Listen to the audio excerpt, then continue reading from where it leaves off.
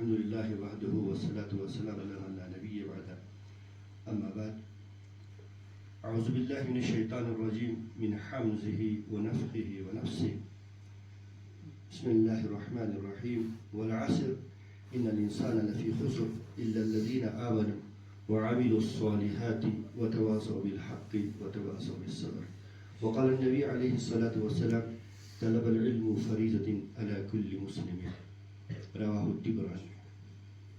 درود و سلام محمد رسول اللہ صلی اللہ علیہ وسلم کی ذات طاہرہ و مطہرہ پر اللہ کے حمد و ثنا کے بعد میں آپ تمامی حضرات کا دل کی عمیق گہرائیوں سے شکر گزار ہوں کہ ممبر و محراب کی ندا پر آپ سب تشریف لائے. اللہ آپ کی آنے کو قبول فرمائے, ہم سب کی کہنے کو بھی قبول فرمائے اور ہمیں عمل پیرا ہونے کی توفیق دے. ہمارے گھر گھر میں اللہ مبلغ پیدا کرے جس کی آج دور حاضر میں بہت ہی ضرورت ہے.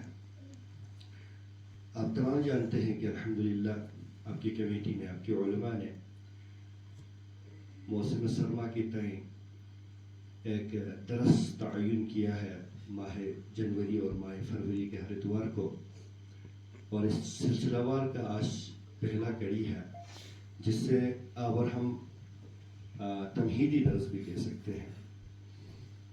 ہم یہ پوری طرح جانتے ہیں الحمدللہ العظیم یہ دین ہم اور آپ کے پاس جو پوچھا ہے بڑی تکالیف اور بڑی مصائب جھیل کر محمد رسول اللہ صلی اللہ علیہ وسلم نے پوچھایا ہے. ہم سب کے لیے ضروری ہے کہ اس دین علم کو حاصل کریں. اس کے کچھ مسائل ہیں, کچھ واجبات ہیں, کچھ فرائض ہیں. سوچا کہ موضوع پہ آنے سے پہلے آپ لوگوں کو تھوڑا سا تمہیدی بات بتا دوں. یہ آپ کے سامنے ڈیس تھوڑا ہٹائیں گے, یہ آپ کے سامنے ارکان اسلام ہے, یہ آپ کے سامنے آیا ہوا ہے. صرف یہ دکھانے کے لیے نہیں بلکہ ہم نے یہ سوچا کہ ہم پریکٹیکلی اگر کوئی چیز کر کے دیکھیں گے تو ہمارا فائدہ ہوگا. یہ ارکان اسلام جو آپ ہمارے سامنے آئے ہیں یہ 5 ارکان. پہلا کلمہ توحید لا الہ الا اللہ محمد رسول اللہ, اس کی پوری نظر تھوڑی بہت تعریف اور اس کی جو مدح ہے وہ یہاں بیان کی گئی ہے. پروگرام کے بعد آپ آرام سے اسے دیکھ سکتے ہیں. اس کے بعد جو دوسرا رکن ہے, دوسرا ہمارا پلر ہے وہ ہے صلاح یعنی نماز. ان الصلاۃ کانت علی المؤمنین کتابا موقوتا, اور قرآن اور حدیث کے تناظر میں اختصاراً نماز کی فضیلت بھی یہاں آپ کے سامنے پیش کی گئی ہے. اس کے بعد روزہ ہے, یا ایھا الذین آمنوا اطیعوا اللہ واطیعوا الرسول کے تحت یہ صلاح یعنی روزے کا ہے, صیام کا. اس کا بھی قرآن و حدیث کے تناظر میں اختصاراً یہاں پیش کی گئی ہے. اس کے بعد زکوٰۃ ہے, واقیموا الصلاۃ وآتوا الزکاۃ, اختصاراً یہ بھی آپ کے سامنے پیش ہے. اس کے بعد حج بیت اللہ ہے, ومن استطاع الیکم سبیلا, اس کا بھی اختصاراً یہاں رکھا. ان کی جو نفاست دین کے اندر ہے اس سے ہم پوری طرح شاید باخبر نہ ہو, یا ہم باخبر ہیں تو ہم اس سے دہرائیں گے, ہے نا, اصلاح کریں گے ایک دوسرے کے لیے. تو یہ ضروری امر تھا. اس ضروری امر کو لانے کے لیے یہ ارکان اسلام ہے. انشاءاللہ الرحمن میرے بعد ہمارا مولانا منظور صاحب اور مولانا عبدالرحیم صاحب مکالمے کی صورت میں آپ کے سامنے پیش کریں گے. سب سے پہلے ارکان اسلام میں کلمہ توحید لا الہ الا اللہ محمد رسول اللہ ہے. ہم نے مکالمے کے طور پر انہوں نے کافی محنت کی ہے, آپ کے سامنے انشاءاللہ پیش کریں گے. لیکن اس سے پہلے کچھ واجبات ہیں. توحید سے پہلے بھی کچھ باتیں ہیں جو ہمارے لیے واجب ہے, فرض ہے, ضروری ہے. تو اس میں سب سے پہلے علم, عمل, حق کی دعوت, صبر. یہ 4 چیزیں لازمی ہیں. ہر مسلمان کے لیے ان 4 چیزوں کا سیکھنا ضروری ہے, فرض ہے, یاد رکھیے گا. اس کی دلیل سورۃ العصر ہے, والعصر زمانے کی قسم, ان الانسان لفی خسر, انسان پوری کے پورے گھاٹے میں ہے, خسارے میں ہے. الا الذین آمنوا, لیکن جن لوگوں نے ایمان لایا علم کے ساتھ, وعملوا الصالحات, نیک کام کیا, وتواصوا بالحق, حق کی دعوت دی, وتواصوا بالصبر, اور صبر کی دعوت دی. یہ 4 چیزیں ہیں. ان 4 چیزوں کو آپ کے سامنے پیش کیا. سب سے پہلے علم. حضرت عبداللہ بن مسعود رضی اللہ تعالیٰ عنہ کا فرمان ہے صحیح حدیث کے اندر. عبداللہ بن مسعود رضی اللہ تعالیٰ عنہ فرماتے ہیں اس عمل کا کوئی فائدہ نہیں جس عمل میں علم داخل نہ ہو. یعنی عمل کرنے کے لیے علم کا سیکھنا ہمارے لیے ضروری ہے. اور اس قرآن کریمہ کی آیت کے بارے میں امام شافعی رحمۃ اللہ علیہ فرماتے ہیں کہ قرآن کریم کی 114 آیتیں اگر پروردگار عالم نازل نہ کرتا، صرف سورۃ العصر نازل کرتا، لوگوں کی رشد و ہدایت کے لیے ہی کافی تھا. پتا کیا چلا کہ یہ سورۃ العصر جو ہے نا، یہ دیکھنے میں سب سے چھوٹی آیت ہے، سب سے چھوٹا سورہ ہے، لیکن یہ سورۃ العصر جو ہے یہ علم کا منبع ہے، یہ علم کا مرکز ہے، یہ علم کا چراغ ہے، یہ علم کا وہ چشمہ ہے جہاں سے سمندر نکلتا ہے، اور یہ چشمہ سورۃ العصر ہے. کیوں؟ اس لیے کہ اس کے اندر علم کی بات، عمل کی بات، حق کی بات اور صبر کی بات، یہ تینوں چیزیں بیان کی ہیں. اور ہم جانتے ہیں الحمدللہ قرآن کی بات سب سے عظیم کتاب بخاری شریف ہے، جس سے امام بخاری رحمت اللہ علیہ نے لکھا.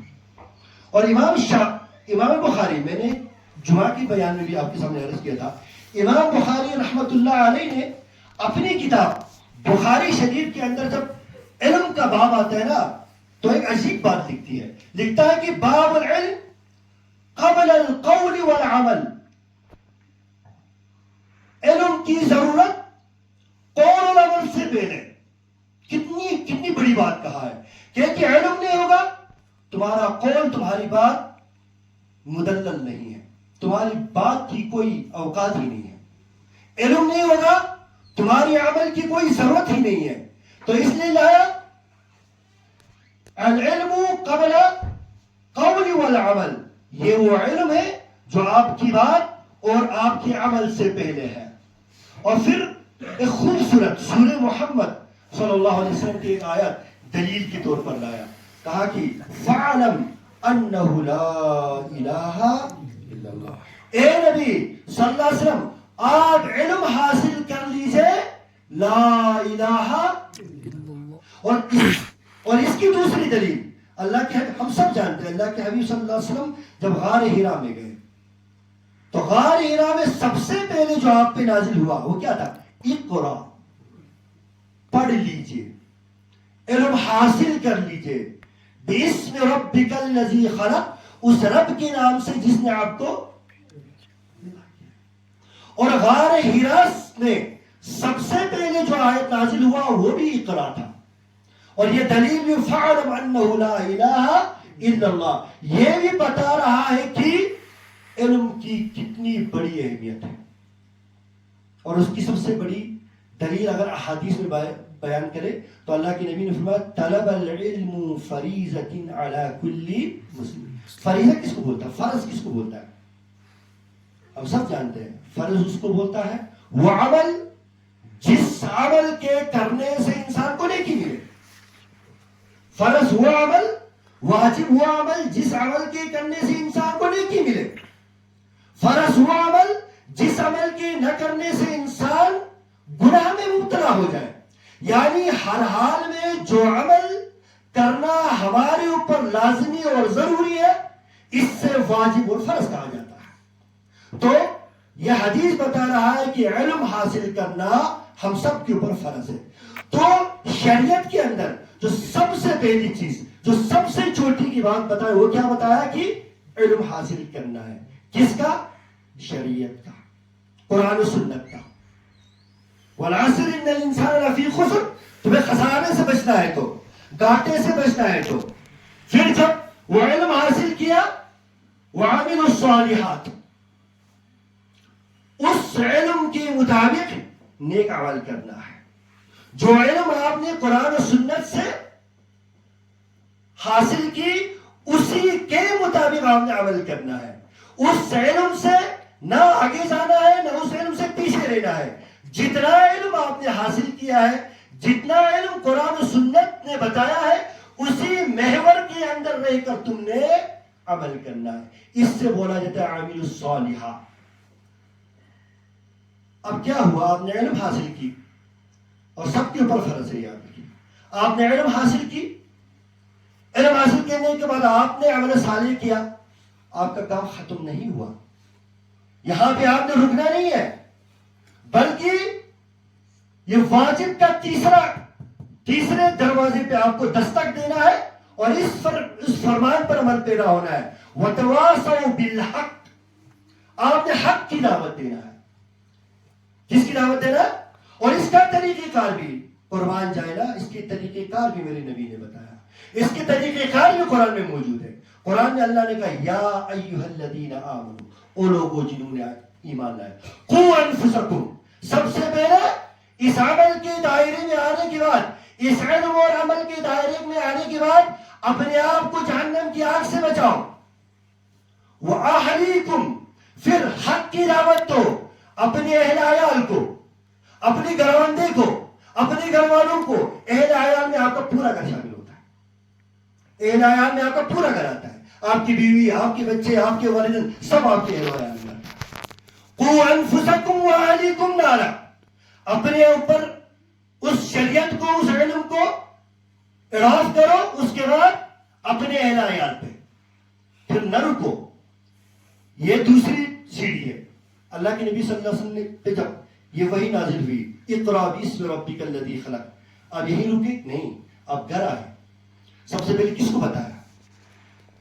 اماں خدیجہ، بتایا کہ نہیں بتایا؟ پھر اماں خدیجہ اپنے چچیرے بھائی کے پاس لے کر گئے، ورقہ بن نوفل کے پاس، ہے نا؟ پھر اپنے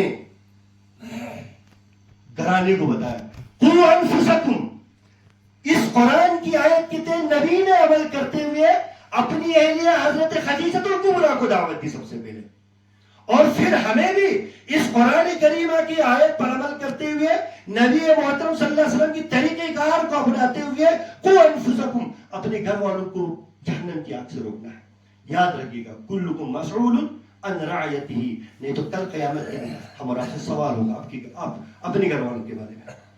یہاں بھی ختم نہیں ہوا، وَتَوَاصَوْا بِالْحَقِّ کے دائرے میں تیسرا آتا ہے، وَأَنزِلْ عَشِيرَتَكَ الْأَقْرَبِينَ، اب کیا کرو؟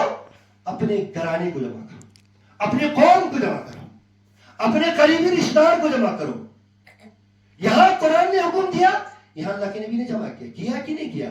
اللہ کے نبی نے باضابطہ طور پر اپنے گھر پہ دعوت دی، بلایا نا قریش کے بڑے بڑے لوگ کو دعوت دی، پھر وَأَنزِلْ عَشِيرَتَكَ الْأَقْرَبِينَ والا آپ نے کام کیا۔ پھر ہم اور آپ کو بھی یہی دعوت ہے کہ اپنے رشتہ داروں کو، پھر اس کے بعد اس سے تھوڑا دور کے رشتہ داروں کو، جب آپ کے رشتہ دار، آپ کے اقربا ختم ہو گئے، اس پہ بس نہیں کرنا ہے۔ وَأَنزِلْ عَشِيرَتَكَ الْأَقْرَبِينَ ام القریٰ ومن حولہ، پھر کیا کرنا ہے؟ جس بستی میں آپ رہتا ہے، لِتُنذِرَ ام القریٰ ومن حولہ، جس بستی میں آپ ہے اس بستی میں بھی اس دین کی حق کو پہنچانا ہے۔ دلیل، اللہ کے نبی نے پوچھا کہ نہیں پوچھا؟ جب اللہ کے نبی کو یہ حکم دیا، یا ایھا المزمل قم فانذر وربک فکبر وثیابک فطہر، کھڑے ہو گئے اور مکے کے پہاڑی پر جا کر یا ایھا الناس قولوا لا الہ الا اللہ کی دعوت دی، مکے کے بیچ بازار میں جا کر لوگوں کو دعوت دی۔ ام القریٰ، جس بستی میں آپ رہتے ہیں وہاں دعوت دی۔ کیا کہ اللہ کے نبی پر پھول برسایا؟ نہیں برسایا، زدوکوب کیا گیا، تانا و تشنی کی گئی، آپ کے ساتھ جتنے بھی برے سلوک وہ کر سکتے تھے وہ تمام برے سلوک آپ کے سامنے کیا گیا۔ کوئی حربہ، کوئی سازش، کوئی پلان انہوں نے باقی نہیں رکھا، تمام طرح کے سازش کو انہوں نے بروئے کار لایا۔ آپ کے گلو یا دھر میں گندگی ڈالا گیا، آپ کے راستے میں کانٹا بچھایا گیا، آپ کو مجنون کہا گیا، آپ کو دیوانہ کہا گیا، آپ پہ پتھر برسایا گیا۔ آپ کا چچا ابو لہب، جس دن آپ صلی اللہ علیہ وسلم نے یہ دعوت دی تھی، تو پتھر لے کر آپ کے پیچھے بھاگتا رہا، آپ کے پیچھے جاتا رہا، کب تک؟ جب تک آپ جب تک آپ مکے میں بیٹھے، پتھر لے کے آپ کے پیچھے مارتا رہتا. یہ جھوٹا ہے، یہ ساحر ہے، نعوذ باللہ، یہ جادوگر ہے. نبی کا دل شکستہ ہوا؟ نہیں ہوا، دل شکستہ نہیں ہوا. اور دین کی دعوت اور تبلیغ کرنے والوں کا دل شکستہ ہوتا ہی نہیں. یہ میرے نبی کا معجزہ ہے، اور دل شکستہ ہونا بھی نہیں چاہیے. اگر کسی کا دل شکستہ ہوتا ہے تو ایمان کی کمی ہے. میرا دل شکستہ ہوتا ہے، آپ کا ہوتا ہے، ہمارے اندر تو ایمان کی کمی ہے. تو اللہ کے نبی نے ام القرآن میں جا کر لوگوں کو سمجھایا، تکلیفیں اٹھائی، پریشانی اٹھایا. ومن حولہ، پھر قرآن نے کہا ام القرآن کا کام ختم ہو گیا. مانتا ہے ٹھیک ہے، نہیں مانتا ہے اپنے اعمال ہے. تمہارا کام تھا وتواصوا بالحق، حق کی بات پوچھا دینا، وہ آپ نے پوچھا دیا. اب کیا کرو؟ بستی سے باہر نکلو، بستی کے باہر جاؤ. اب مراد باغ سے نکلو، خولیل جاؤ، مشکو جاؤ، پرانداز جاؤ، گیراج جاؤ، دراز بازار جاؤ، گرو. ومن حولہ، قرآن نے حکم دیا. آکاش کے میلے میں گئے کہ نہیں گئے اللہ کے نبی؟ مکے سے باہر. طائف گئے کہ نہیں گئے اللہ کے نبی؟ مکے سے باہر. کیا ملا؟ پتھر ملا، لہو لہان ہوا، دندان مبارک بھی شہید ہو گئے، جسم کی اعضا درد اور کرب سے جو ہے چلانے لگے، لیکن اللہ کے نبی نے نہیں چھوڑا. تو یہ دوسری چیز کیا ہے؟ وَعَمِلُوا الصَّالِحَاتِ، حق کی دعوت دینا. اب حق کی جب دعوت دے گا تو مسئلہ ہوگا. ایکشن کے بعد تو ریئیکشن ہونا ہے نا، ظاہر سی بات ہے. ایکشن کرو گے، ریئیکشن پکا ہونا ہے. حق کی جب دعوت دے گا آپ کی مخالف ہوگا، آپ پہ پابندی بھی لگے گا، آپ کو برے برے القاب سے بھی نوازا جائے گا. جب میرے نبی نہیں بخشے گئے تو ہم اور آپ کیا چیز ہے؟ زد و کوب بھی کیا جائے گا، ملک بدل بھی کرایا جا سکتا ہے، آپ کی دعوت پر پابندی بھی لگ سکتا ہے. یہ بھی کہا جا سکتا ہے کہ یہ فتنہ و فساد پھیلانے والا کام کرتا ہے. وَتَوَاصَوْا بِالصَّبْرِ، علم حاصل کی، خود عمل کیا. وَتَوَاصَوْا بِالْحَقِّ، پھر اس کے بعد لوگوں کو حق کی دعوت دی. وَتَوَاصَوْا بِالصَّبْرِ، اب صبر کے ساتھ اس پہ ڈٹے رہنا ہے. کس طرح؟ جس طرح اللہ کے حبیب صلی اللہ علیہ وسلم ڈٹے رہا. ڈٹے رہا کہ نہیں رہا؟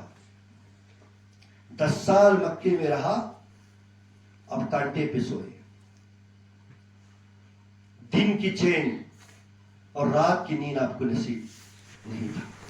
کب دشمنان خدا، دشمن نبی حملہ کرے کسی کو پتا نہیں تھا. جان ہتھیلی پر لے کے چلتا رہا، لیکن رکا کبھی نہیں. جان کا سب سے بڑا دشمن ابو جہل کا دروازہ بھی کھٹکھٹایا. جان کا سب سے بڑا دشمن جو گالی گلوچ دینے میں کبھی پیچھے نہیں ہٹتا تھا، ادبا کا دروازہ بھی کھٹکھٹایا. سب سے بڑا عدو شیبہ کا دروازہ بھی کھٹکھٹایا. خود اپنا چچا ابو لہب جو پتھر لے کر آپ کو لہو لہان کرتا رہتا تھا، اس سے بھی دعوت حق دی. بالکل نہیں چھوڑا، ہر جگہ گیا. کیوں؟ کیا مقصد تھا؟ مقصد یہ تھا کہ انہیں جہنم کی آگ سے بچایا جائے، انہیں اس راستے پر لایا جائے جو راستہ لے کر آپ صلی اللہ علیہ وسلم تشریف لایا ہے. آپ کو تکلیف ہوگی، پریشانی ہوگا. تو یہ 4 چیزیں، علم، عمل، حق کی دعوت، صبر، یہ تمام کی تمام چیزیں حاصل کرنا ایک مسلمان کے اوپر فرض ہے. یاد رکھیے گا، وہ تمام علم جو آپ کی زندگی میں آپ کو ضرورت پڑتا ہو، آپ کے اوپر آپ کے لیے سیکھنا فرض ہے. یہ تمام علوم جو نماز، جو ارکان ہے اسلام کی، یہ تمام ارکان سیکھنا آپ کے اوپر فرض ہے. اور پھر ان تمام ارکان کو سیکھنے کے بعد ان تمام ارکان پر عمل پیرا ہونا بھی آپ کے اوپر فرض ہے. اور عمل پیرا ہونے کے بعد ان تمام ارکان کا، ان تمام وجوب کا درس دینا دینا بھی آپ کے اوپر فرض ہے. اس کے بعد درس دینے کے بعد مسائل ہوگا, پریشانی ہوگا, درد ہوگی, دکھ ہوگی, کسی بھی قسم کا المیہ ہوگا, اس پر صبر کرنا بھی آپ کے اوپر ضروری اور فرض ہے. یہ چیز ہے. پھر اصول آتا ہے. یہ چاروں چیزیں ہم نے سیکھ لی الحمدللہ, ہم سیکھیں گے انشاءاللہ. میں نے بولا کہ یہ درس آج کا میرا درس تمہیدی ہے. میں صرف تمہیدی تو اس پر آپ کو اوپر سے بتا کے چلا جاؤں گا. انشاءاللہ الرحمن گہرائی میں ہمارے یہ دو علماء آپ کو لے کر جائیں گے. سوال و جواب کا نشست بھی انشاءاللہ اس کے بعد ہے. اس کے بعد آتا ہے تیسرا رکن. تیسرا آتا ہے 3 اصول. اور یہ جس طرح یہ 4 مسائل ہمارے اوپر واجب ہے, ضروری ہے, اسی طرح یہ 3 اصول بھی ہم اور آپ کے اوپر لازمی اور ضروری ہے. ان تینوں اصولوں کے اوپر اگر ہم میں سے کوئی نہیں چلتا ہے پھر ہمارا دعویٰ غلط ہے, ہمارے پھر دلیل بھی غلط ہے, ہماری ہر چیز پھر غلطی اور برائی کا شکار ہو سکتا ہے. یہ 3 اصول کیا ہے؟ قرآن نے بتایا هو الذی ارسل رسولہ بالہدی ودین الحق. هو الذی, وہ اللہ, هو الذی, وہ اللہ. سب سے پہلے یہ بتایا اللہ کے بارے میں جانو. کیا ہے اللہ؟ کون ہے اللہ؟ کہاں ہے اللہ؟ کیا کیا اللہ نے؟ یہ سوال ہے. الحمدللہ ہم سب جانتے ہیں کہ اللہ ہمارا معبود ہے. ہم سب جانتے ہیں اللہ ہمارا الہ ہے. لیکن اللہ کے بارے میں ہماری علمیت کمزور ہے. ہماری علمیت اللہ کے بارے میں کمزور ہے. اگر اللہ کی تعارف کرے تو اللہ کی اسماء کیا ہے, اللہ کی صفات کیا ہے, اللہ کی الوہیت کیا ہے, اللہ کی ربوبیت کیا ہے, مسبب الاسباب اللہ کہاں ہے, یہ سب کچھ دیکھنا, ان سب کو تلاشنا ہم اور آپ کے اوپر فرض ہے. اور یہ سب ہمیں دنیا کی تمام کتب میں تلاش کرنے کی بالکل ضرورت نہیں ہے.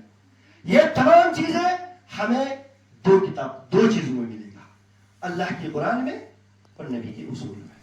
جو اصول ہم نے آپ کو بتایا, نبی کے اصول میں اللہ کہاں ہے. جب ہم قرآن کھنگالتے ہیں, جب ہم قرآن دیکھتے ہیں تو ہمیں پتہ چلتا ہے قرآن میں ایک آیت ہے الرحمن علی عرش استوى. اللہ کی ذات عرش الہی پہ مستوی ہے.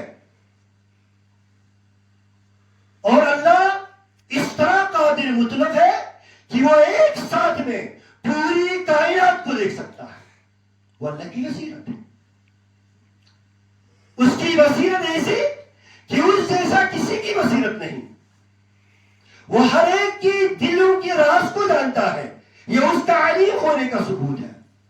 وہ اس طرح جانتا ہے کہ ایک ساتھ میں بیک وقت کائنات کی تمام لوگوں کی دلوں کی بیک اور دلوں کے راز کو جانتا ہے. خبیر ہر چیز کی باریکی کو جانتا ہے. کہاں کون سا چیز کس وقت ہے سب کچھ جانتا ہے. کہاں کون سا چیز کس وقت حرکت میں آنے والا ہے وہ جانتا ہے. یہ اللہ کی صفات ہے. کائنات کی مشکلات کو حل کرنے والا دنیا کی کوئی طاقت نہیں, صرف وہی ہے. انہ علیم, مشکلات کا ازالہ کرنے والا کوئی نہیں, صرف وہی ذات ہے. ہم پڑھا کرتے ہیں یا حل المشکلات, یہ ہماری مشکلات کو حل کر. یا غیاث المستغیثین اغثنا, پریشانی سے نکال دے. میرا سجدہ, میرا رکوع, میری ہر چیز اسی کے لیے. یہ کیا ہے؟ اللہ کی معرفت, یہ توحید ہے. یہی کلمہ توحید ہے. اس چیز کو جاننا ہمارے اوپر فرض ہے. کس طرح جاننا؟ جس طرح کی جانکاری قرآن نے دی ہے, جس طرح کی جانکاری محمد الرسول اللہ. اور یہی توحید ہے. اور یہی توحید ارکان اسلام کا سب سے پہلا جز ہے. سب سے پہلا جز ہے. اگر اسی توحید کے اندر ذرا بھی کسی چیز کی, کسی بھی نہیں سمجھ پایا کسی بھی زاویے سے تو یاد رکھ لینا پھر ہمارا ایمان مکمل نہیں ہے. ہم نے توحید کی ہر زاویے کو سمجھنا ہے. الوہیت کیا ہوتا ہے, ربوبیت کیا ہوتا ہے, اسما کیا ہوتا ہے, صفات کیا ہوتا ہے. یہ تینوں چیزیں اللہ کی ہے تو کیسے ہے, اس کی کیا دلائل ہے. یہ انشاءاللہ آج کا موضوع یہی ہے, توحید. اسی پہ مکالمہ ہوگا ہمارے دونوں علماء کا. تو اللہ کے بارے میں جاننا ہمارے اوپر فرض ہے, ضروری ہے. یہ بات جان دیجیے گا. ایک مثال دیتا ہوں. قرآن نے کہا الرحمن علی العرش استوى. مسلمان میں ایسے مسلمان بھی ہیں جن کا عقیدہ کہ اللہ ہر چیز میں ہے. کیا اس کی علمیت ہمیں ہے؟ اور ہمارا سلف صالحین کا, قرآن حدیث کا یہ فرمان ہے کہ اللہ عرش پہ مستوی ہے. اللہ اپنی ذات کے ساتھ کسی چیز میں موجود نہیں ہے. اللہ اپنی صفت کے ساتھ ہر چیز میں موجود ہے, کیونکہ وہ علیم بذات الصدور ہے, علیم خبیر ہے. لیکن بہت سارے مسلمان ایسا ہے جن کا عقیدہ ہے اللہ ذاتی طور پر ہر چیز میں شامل ہے. تو ہم نے اللہ کی توحید کو کہاں سمجھا؟ اسی چیز کو ختم کرنے کے لیے دلیل ہے. قرآن بھی کہنا فاتو, کیا کہتا قرآن کے اندر بھول گیا, کوئی ایسا دلیل لے آؤ. فاتو برہانکم ان کنتم. قرآن دلیل کا دعویٰ نہیں کرتا, دلیل لاؤ. دلیل تو کسی کے پاس بھی ہوتا ہے.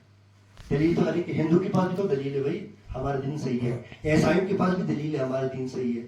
بدھسٹ کے پاس بھی دلیل ہے ہمارا. قرآن دلیل کی مطالبہ نہیں کرتا, اور دلیل کی تو کوئی اوقات ہی نہیں ہے. قرآن کی طرف فاتو برہانکم ان کنتم صادقین. اگر تم اپنی دلیل میں سچے نا تو برہان لے آؤ. برہان, برہان بولتا ہے اشیحت الشمس, سورج کے بالکل نزدیک جا کر جو چیز سب سے زیادہ روشن ہوتا ہے اس کو برہان کہا جاتا ہے. وہ ایک ایسی چیز جس کی انگ انگ دیکھا جا سکے, اس سے برہان کی کہتا قرآن کی طرف فاتو برہانکم, تم برہان لے آؤ نا اپنی بات پہ دلیل.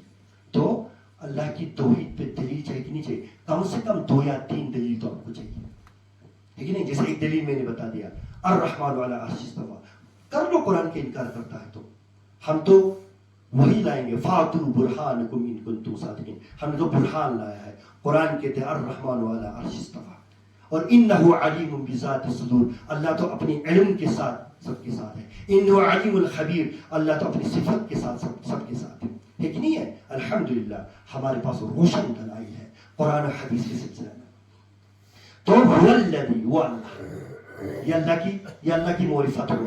اللہ کی معرفت ہم نے سمجھا. رسولہ, رسول, اب جس سے اللہ نے نازل کیا, جس سے اللہ نے بھیجا, جس سے اللہ نے گن کے چن کے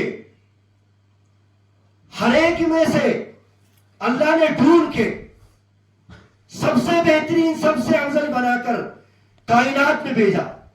افضل النبی محمد الرسول اللہ.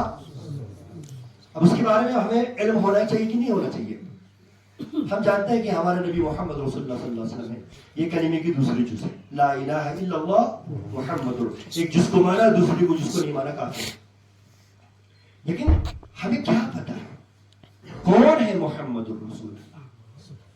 کب بنا محمد الرسول اللہ؟ کب تک یہ محمد بن عبداللہ تھا؟ پتا چلنا کہ چاہیے کہ نہیں چلنا چاہیے؟ 40 سال کی عمر میں نبوت ملا, یہ پتا چلنا چاہیے. تبھی تو ہم نبی کے ماننے والے ہو گئے نا, نہیں ہے؟ اور نبوت کہاں ملا؟ مکے کے اندر ملا. سب سے پہلا وحی کہاں نازل ہوا؟ غار ہیرا کے اندر نازل ہوا. آپ کے اوپر جو سب سے پہلی وحی نازل ہوا وہ کیا تھا؟ اقرا بسم ربک الذی خلق. آپ نے دعوت تبلیغ کیسے شروع کی؟ پھر اس کے بعد آپ مکے سے مدینہ ہجرت آپ نے کیوں کی؟ مکی زندگی آپ کی کتنا ہے؟ 10 سال, ہم سب جانتے ہیں. پھر مکے سے مدینہ ہجرت کرنے کی وجہ کیا بنا؟ کیوں مجبور ہو گئے؟ ہجرت کرتے ہوئے اپنی بستر پہ کس سے سلا کر گیا؟ وہ کون ہے جس کے بارے میں اللہ نے کہا معہا صدیقہ, اور ایک صدیق جو تمہارے ساتھ وہ کون تھا؟ آپ کے سفر شریک سفر کون تھا؟ مدینے اور مکے کا سفر آپ نے کیسے طے کیا؟ وہاں آپ کے لیے کیا کیا کیا پریشانی لاحق ہوا. پھر مدینے کے اندر آپ کے ساتھ کیا وہی سلوک ہوا جو مکے میں ہوا؟ یا مدینے کے لوگ اچھے تھے؟ سب سے پہلے کہاں رکے؟ ابو ایوب انصاری رضی اللہ تعالیٰ عنہ کے پاس، ٹھیک نہیں ہے؟ اور پھر اس کے بعد مدینے میں آپ نے کتنے سال نبوت کی زندگی گزارا؟ کتنے سال گزارا؟ 13 سال. ٹوٹل 23 سال آپ کی نبوت کی زندگی ملا، اور 63 سال آپ کی حیات مبارکہ رہا. اور ان 63 سالہ زندگی میں آپ نے کیا کیا؟ لوگ آپ کی نبی ہونے سے پہلے آپ کو کیا کہہ کر پکارتے تھے؟ جب آپ نے نبوت کا دعویٰ کیا تو فوراً اس کے مخالف ہو کر آپ کو کیا بولنا شروع کیا؟ آپ نے کیا پیغام دیا؟ آپ کا جاتے ہوئے پیغام کیا تھا؟ یہ سب جاننا ضروری کی نہیں ضروری ہے؟ محمد الرسول اللہ صلی اللہ علیہ وسلم کی معرفت کا جاننا ہمارے لیے ضروری ہے. یاد رکھیے گا یہ ہمارے ایمان کا دوسرا جز ہے. والذی، پہلے اللہ کی معرفت کو جاننا ہے. اللہ کیا چیز ہے، اللہ کی توحید کیا ہے. پھر اس کے بعد نبی اکرم صلی اللہ علیہ وسلم کی معرفت کو سمجھنا ہے. نبی اکرم صلی اللہ علیہ وسلم کی بعثت کا مقصد کیا تھا؟ آپ صلی اللہ علیہ وسلم کیا لے کر آئے؟ کیا قرآن کریمہ کی پیغامات تھا؟ پھر اس کے بعد والذی ارسل رسولہ بالہدی ودین الحق، یہ 2 چیزیں لے کر آیا، ہدا اور دین الحق. ہدا کس کو بولتا ہے؟ صراط بولتے ہیں راستے کو، ہدا بولتے ہیں اس راستے کو جو سچا ہو. ہم جب نماز پڑھتا ہے، سورہ فاتحہ پڑھتا ہے، ہم کہتے ہیں اہدنا الصراط المستقیم، اللہ مجھے سیدھے راستے پر چلا. صراط المستقیم کون سا راستہ ہے؟ وہ راستہ جو محمد الرسول اللہ. دیکھیے ہر مسلمان پڑھتا ہے، حنفی ہو، شافی ہو، مالکی ہو، حنبلی ہو، ہر مسلمان 73 فرقے اللہ کے نبی نے کہا ہوگا، 73 کے 73 فرقے سورہ فاتحہ پڑھتا ہے، اور ہر ایک یہ دعا پڑھتا ہے اہدنا الصراط المستقیم، اللہ مجھے صراط مستقیم دکھاؤ. کیونکہ اللہ نے ان کی دعا قبول نہیں کی. کیا پتہ چلتا ہے؟ نہیں، انہوں نے علم ہی نہیں سیکھا، وہ صرف گوٹا یاد کرنے والے تھے. وہ جانتے تھے یہ قرآن ہے، اس کے اندر کیا لکھا ہے وہ جانتے، اس کے اندر کی جو براہین ہے نا، براہین وہ نہیں جانتے. اس کے اندر کی جو نفاست ہے نا، خوبصورتی ہے، اس کے اندر کی جو حلاوت ہے وہ نہیں جانتے. اہدنا الصراط المستقیم جب اللہ سے ہم کہتے ہیں تو ہمارے لیے اس کا علم ہونا ضروری ہے کہ صراط المستقیم ہے کیا چیز، پھر اس پر عمل ضروری ہے. اب اسی لیے دعائیں قبول نہیں ہوتی، اسی لیے صراط المستقیم پر ہم نہیں ہوتے، اسی لیے صراط المستقیم کے ڈگر پر ہم نہیں چلتے.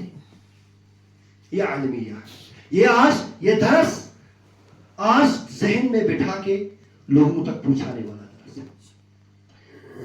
بالہدا، اس پروردگار نے اس نبی کو بھیجا بالہدا، ہدایت دے کر، ہدایت کے ساتھ. دیا کہ نہیں دیا بھائی؟ اللہ کے نبی صلی اللہ علیہ وسلم جب چھوٹے تھے، اللہ کے نبی صلی اللہ علیہ وسلم کو دودھ پلانے کے لیے کون لے گئے تھے؟ دائی حلیمہ فرماتی ہے کہ اللہ کے نبی صلی اللہ علیہ وسلم کو 2 لوگ اٹھا کر گئے تو سینے کو شک کیا، آپ کی دل نکالا، دل کو دھویا. یہ بالہدا ہے. دنیا میں لانے کے بعد آب زمزم کے اندر آپ کی دل کو دوڑا، اس کے اندر حکمت ڈالا. یار اللہ تعالیٰ تو بنا سرجری کرائے ہوئے، بنا سینہ چاک کیے ہوئے، بنا دل نکالے ہوئے بھی تو یہ کام کر سکتا تھا. پھر یہ کیوں کیا؟ یہ دکھاوا کیوں؟ یہ دکھاوا اس لیے کہ تاکہ لوگوں کو پتا چلے کہ اس قرآن کے آنے کے بعد، اس قرآن کا علم سیکھنے کے بعد، اس قرآن کا علم سمجھنے کے بعد انسان کہیں نہیں جاتا ہے، بالہدا صرف ہدایت کی طرف ہی جاتا ہے. بس ختم ہے. ایک بار اگر ہدایت پا گیا، دنیا کی کوئی طاقت نہیں، پوری کائنات کی ابلیس لگ جائے نا، کچھ نہیں کر سکتا. کیوں؟ بالہدا، اس کے دل میں وہ ہدا گزرا ہے، اس نے اس قرآن کی نفاست اور خوبصورتی کو سمجھا ہے، اس نے نبی اکرم صلی اللہ علیہ وسلم کی اس عظیم اور بہترین قول کو سمجھا ہے، بالہدی ودین الحق. جب ہدایت دینے کے بعد پھر دین حق کو لایا. دین حق کہاں ملے گا بھائی صاحب؟ قرآن میں. الف لام سے لے کر والناس تک دین حق ہے. صحیح بخاری میں، مسلم میں، ابو داؤد میں، ابن ماجہ میں، نسائی میں دین الحق ملے گا. اب دین حق کا کیا کرنا ہے؟ دین حق کی معرفت. دین کیا چیز ہے؟ دین مجھے کھانے کا طریقہ کون سا بتاتا ہے؟ دین مجھے وضو کا طریقہ کیا بتاتا ہے؟ دین مجھے نماز کا طریقہ کیا بتاتا ہے؟ دین مجھے مساوات کا طریقہ کیا سکھاتا ہے؟ دین مجھے بڑوں کے ساتھ کس طرح تکریم سے آنے کی دعوت دیتا ہے؟ دین مجھے اپنے ماں باپ کی خدمت کس طرح کرنے کے لیے کہتا ہے؟ دین مجھے دوسروں کے ساتھ کس طرح کا تقابل کرنے کے لیے کہتا ہے؟ دین مجھے کس طرح کا لباس پہننے کے لیے کہتا ہے؟ دین مجھے کس طرح چلنے کے لیے کہتا ہے؟ دین مجھے اپنی زندگی کو گزارنے کا طریقہ کس طرح سکھاتا ہے؟ وہ کون سا سلیقہ ہے جس سلیقے کو یہ دین لے کر آیا وہ دین الحق یہی ہے. یہ تینوں معرفت ضروری ہے. یہ بات یاد رکھیے گا. یہ چاروں علم ہم نے سیکھا، اس پر عمل پیرا ہوا، اور یہ بھی ہم نے سیکھا، اس پر عمل پیرا ہوا، تو یاد رکھ لینا آپ ایک عام آدمی نہیں ہو. آپ ایک عام آدمی نہیں ہو. آپ کیا ہو؟ اولئک هم المؤمنون. اب یہ مومن ہے، یہ آپ کی صفت ہے.